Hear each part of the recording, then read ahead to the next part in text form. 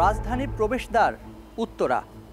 বিএনপির কাছে তাই কৌশলগত কারণে ঢাকা 18 আসনটি অনেক বেশি গুরুত্বপূর্ণ। তবে প্রার্থী তালিকায় আসনটি ফাঁকা থাকায় নেতাকর্মীদের মনে তৈরি হয়েছে নানা প্রশ্ন। আর জুলাই আন্দোলনের শহীদ মীর মুগ্ধর ভাই মীর স্নিগ্ধ বিএনপিতে যোগ দেয়ায় তিনি সেখানে প্রার্থী হচ্ছেন কিনা এই আলোচনা সবখানে। তবে এ নিয়ে বিএনপি নেতাদের বক্তব্য, জয় নিশ্চিতে যোগ্য ব্যক্তির হাতেই দেয়া হবে ধানের শীষের দায়িত্ব। হঠাৎ করে কেউ এসে জয়েন করলো আর নির্বাচিত হবে বা নির্বাচন করবে, আমার মনে হয় ওরকম চিন্তা চেতনায় পার্টি নাই। যারা এখানে দীর্ঘদিন কাজ করে যাচ্ছেন, দীর্ঘদিন দলের জন্য ত্যাগ স্বীকার করে যাচ্ছেন, তাদেরকেই পার্টি বিবেচনায় রাখবে। যার কারণে আমার মনে হয় ঢাকা 18 আসন নিয়ে পার্টিও চিন্তা করতেছে এবং পার্টি সেই বিবেচনায় দেখেই দলের কাউকে হয়তো ইনশাল্লাহ মনোনয়ন দেবে, এটা আমি বিশ্বাস করি। আর যেহেতু আমি 2বার নির্বাচন করেছি, সব কিছু আমার নখদর্পণে, পার্টি আমাকে এবং আমি সবসময় পার্টিতে ছিলাম, আছি এবং থাকবো।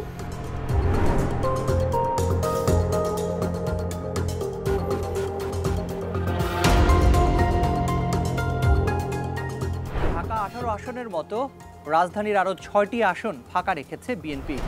ভোট জোটের অঙ্ক মেলাতে একদিকে শরিকদের সঙ্গে দর কষাকষি, অন্যদিকে অসন্তোষ দানা বাঁধছে নেতাকর্মীদের মনে। গতানুগতিক ধারায় যাদের আসার কথা তাদের হয়তো মানদণ্ডে তারা পরিপূর্ণ হতে পারেনি, যে কারণে আমাদের নেতা তারেক রহমান মনে করছেন যে এখানে হয়তো নতুন কিছু তারুণের জোয়ার আসতে পারে, তারুণের নেতৃত্ব আসতে পারে বলে আমি মনে করি। সে ধারাবাহিকতা মনে করি সারা বাংলাদেশে যেভাবে তারুণ্যকে গুরুত্ব দিয়েছে, সে ধারাবাহিকতা নিয়ে ধাম্মাইতে আমি মনে করি যে তারুণ্যের জয় হবে। যে কারণে এই আসন ডিক্লেয়ার হয়নি, অচিরেই একটি নতুন চমক, নতুন বার্তা নিয়ে ধানের শীষের প্রার্থী নাম ডিক্লেয়ার করা হবে এবং যার প্রতি আস্থা রেখে আমরা প্রত্যেকে মাঠে নামব। ধানের শীষের প্রার্থী পায়নি ঢাকার বাইরের 56টি আসনও। তৃণমূলের ধারণা এর বেশিরভাগ আসনই ছেড়ে দেয়া হতে পারে যুগপৎ আন্দোলনে থাকা শরিকদের। এই ইস্যুতে মাঠ পর্যায়ে শরিকদের সঙ্গে বিরোধেও জড়াচ্ছেন বিএনপি নেতাকর্মীরা। তেমনই একটি আসন কিশোরগঞ্জ 5। তারেক রহমান সাহেবকে বিক্রি করতেছে, জিয়াউর রহমান সাহেব বিক্রি করতেছে, ম্যাডাম খালেদা বিক্রি করতেছে, দিয়ে পোস্টার ছাপিয়ে তাদের নিজে ফটো দিয়ে ধানের শীষে ভোট চায়।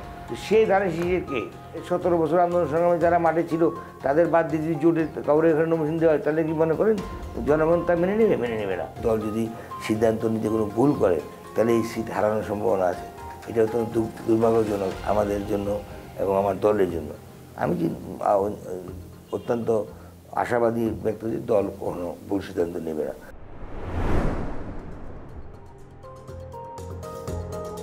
ফাঁকা থাকা আসনগুলোতে ভোটের প্রচারও নামতে পারছেন না মনোনয়ন প্রত্যাশীরা। তাই প্রার্থী বাছাইয়ে ভুল হলে রয়েছে আসন হারানোর শঙ্কাও।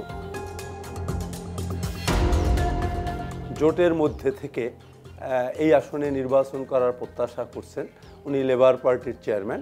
ওনার বাড়ি আসলে আমার জেলায় না, অন্য জেলায়। যদি বিএনপি 151 আসনেও সরকার গঠন করে এবং এই আসনটি আমাকে দেয়, তাহলে সেই 151 আসনের মধ্যে একটি আসন রাজাপুর কাঠালিয়া ঝালকাঠি 1 আসন আমরা উপহার দিয়ে বিএনপির পক্ষে সরকার গঠনে সহযোগিতা করতে পারব। আপনি তো ওইখানের অভিভাবক ঠিক করছেন, আপনি সে অভিভাবক যেন এমন কেউ না হয় যার সাথে ওই এলাকার মানুষের সম্পর্ক নাই, যার সাথে ওই এলাকার মানুষ কখনো যাকে চিনেন না বা যিনি ওই এলাকায় কখনো থাকেন নাই, এমন কাউকে মানে ওইখানের মানুষ, জনগণ বলেন, দলীয় নেতাকর্মী বলেন, এমন কাউকে দেখতে চান না। আমার ধারণা দল সঠিক সিদ্ধান্তটি নেবেন।